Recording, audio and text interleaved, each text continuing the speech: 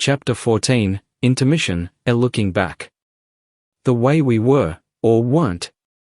This might be as good as time as any, to pop out and put the kettle on. As what follows, while not exactly long-winded, is a little more esoteric than what's been covered in the previous chapters. A plate of biscuits wouldn't go astray either. Having grown up in the Illawarra during the sepia tone era of the 50s and 60s, I think it falls to me as both author and subject, to provide an appraisal of those times. In particular, of how the national character held up in the light of the social and political changes we as a people experienced. Mainly, how we responded to the many who chose to make their home here, as well as those who thought their home was already here. First off the boat. When it came to migrants, the system was both complex and straightforward, like a meat raffle run by NASA. You were assessed, not by government departments or policy frameworks, but by something far more rigorous. The bloke at Smoko. There were 3 essential criteria. First, your command of the national tongue, Australian, sometimes referred to as strine. This meant you could pronounce "how are you going" as a single syllable.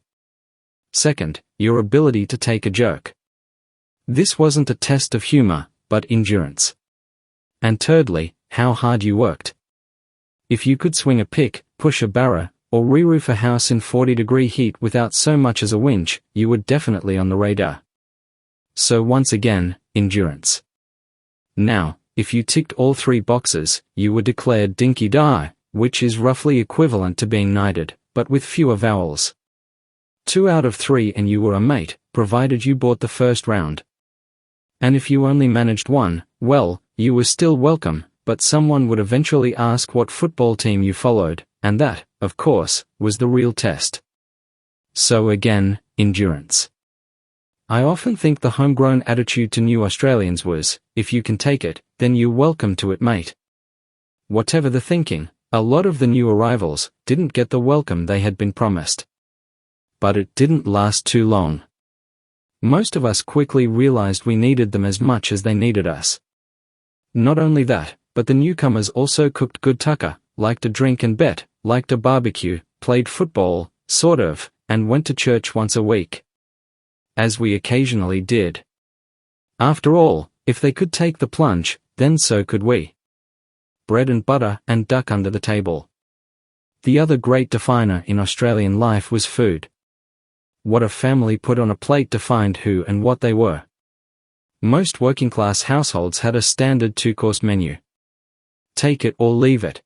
Men drank full-strength beer, and if you didn't, you were a wowser or you had tickets on yourself. Champagne was served at weddings and grand finals, wine at restaurants.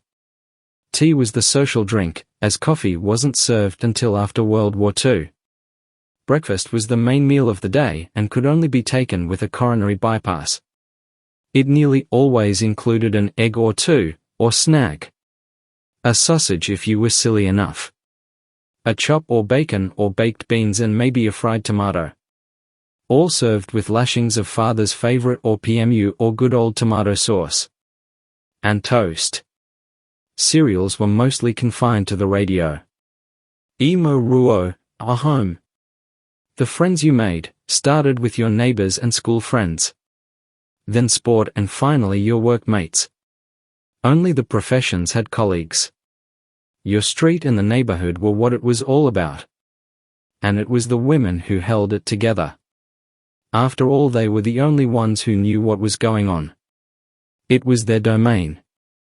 When someone was in trouble, you helped out. Families did things together nearly always, and the closest you got to hanging out was with the washing on the back line.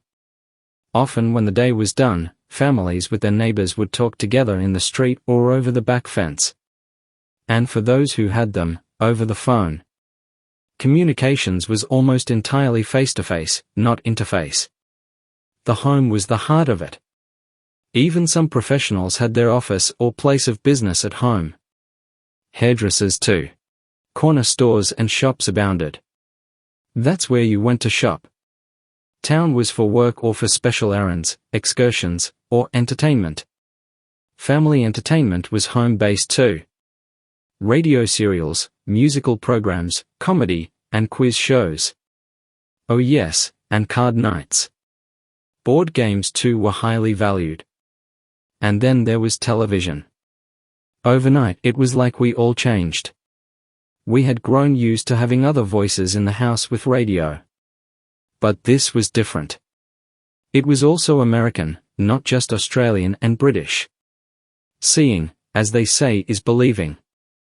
And for the generations of kids who arrived on the block in the 1950s, it was TV that was believable. Even if it was only black and white. Of course, there still was the cinema. Movies were still a treat, and like the theater you dressed for it. Suit and tie for the men and the women dressed to the nines. It was a night out in the old tradition, particularly on Saturday night. And don't forget the local dances. They were still in full swing or jive. Often at the local surf club or community hall, and something eagerly anticipated in the country towns and villages. Strange days indeed. Men and women, mums and dads, teenagers and kids. We all danced together. Even when rock and roll arrived. Town and country. Town, of course, was the big smoke and full of city folk. Country folk, and they were numerous then, lived everywhere else. If you look at the photographs of the time, the new suburbs were more country than suburban. Infrastructure was a dirt road and a telephone pole. Water was in the corrugated iron tank, and the outhouse was exactly that. A place inhabited by disinfectant and a family or two of redback spiders. But what the country and outer suburbs did have, was land, and lots of it. You could start a market garden, grow fruit, run chooks, chickens if you preferred, keep a cow, a horse, a cat, a dog, you name it. Often cold in winter and unbearably hot in summer, it was home. And it didn't matter whether you lived in the city, the town, a suburb, or a hamlet, the whole country rode on the sheep's back. Wool was the staple industry. Hard to believe when you see the rural cities and towns now. We were white in color, British in stock, sectarian by faith and Australian by birth. It was all we knew or wanted to know, and neither a depression, a world war, or migration was going to change it. Oh, how little we knew. Out of the closet. To quote Groucho Marx, politics is the art of looking for trouble, finding it everywhere, diagnosing it incorrectly and applying the wrong remedies. He also said, politics doesn't make strange bedfellows, marriage does. For the 10% of our population, who are gay, both of these quotes say much about their lives during the 1950s, 60s and beyond. It was the era when bigotry diversified beyond random local incidents. For most Australians, being different was something they were just born with. Skin color, facial features, language, beliefs, mobility, or other physical impediments, sexual orientation, it mattered little to those who liked to indulge themselves in a slur or two. But it was the last of these who had somehow escaped attention during the years of protests, rock music, and long hair. For many, this new kind of hatred was something vile and unpredictable, as it could befall anyone in their families at any time. Worst still, it was akin to the Salem witch hunts of the 1600s. And needless to say, it was condoned, tacitly, by that most unholy alliance of church and state. Back then, if you were a gay man or woman, life was something akin to being an undercover agent in a hostile country. You lived with the daily threat of exposure, capture, interrogation, and imprisonment. To keep your cover, you lived your life in plain sight. Marriage was always a good bet. Going to work, chores around the house, the occasional social outing. Who would know? Particularly after a couple of kids arrived. And in keeping with the analogy, it was more frightening if you were male. Any arrest could come with a beating. Then you were charged and tried in court. On public record, it led to terrible damage to the man, his family, neighbors, and friends. And of course the trump card was, you could lose your job or career. Gay women got off lightly by comparison. Partly because they, like all women of the day, were consigned to a life on the sidelines. They could pass as single or a spinster as they got older. And a gay woman could have a relationship or dalliance. If anyone asked, they could say without a word of a lie, they were just friends. And so it went. At some point in the early or mid-70s, gay bashing took over as the new hate crime. Tragically, the vast majority of us were indifferent. Many saw these attacks as a natural response to what they saw as an unnatural practice. Needless to say, those that carried out the attacks did so with impunity. Certainly little or nothing was done by those in power. No wonder my friend Dow agonized over coming out. As I would, some years later. Family is the first church. As a young boy, I went to church with my parents and the family. I quickly understood that on Saturday you went to confession, then on Sunday you went to church and received communion. In both cases you wore your best clothes and behaved yourself. And it was very social. My brothers and sisters and my parents would talk and joke with others who they knew. In time, so would I. Then we would go home for Mum's Sunday lunch. It made Sundays something to look forward to. For a long time that's how I understood church. It was a weekend thing. Just about every kid in Australia would have seen it the same way in those days. Church was church and family was family. So when I say family is the first church, I mean it as no disrespect. Institutions, religion, culture are all well and good.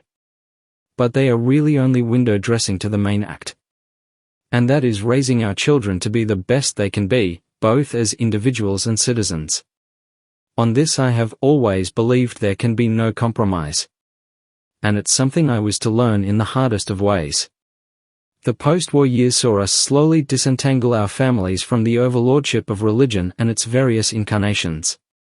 The church lost its influence, men and women turned away from both the congregation and the clerical life.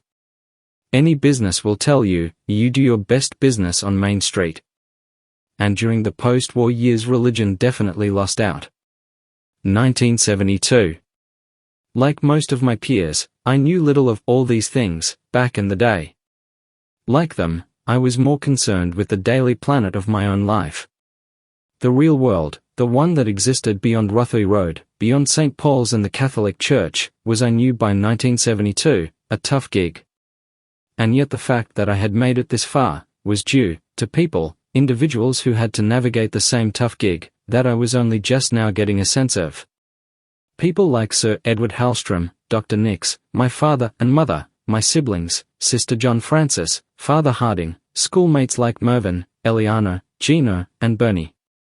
Older friends like Patricia, Dow, and of course Margaret. When I began my story, I sought to draw your attention to the role that love plays in our lives.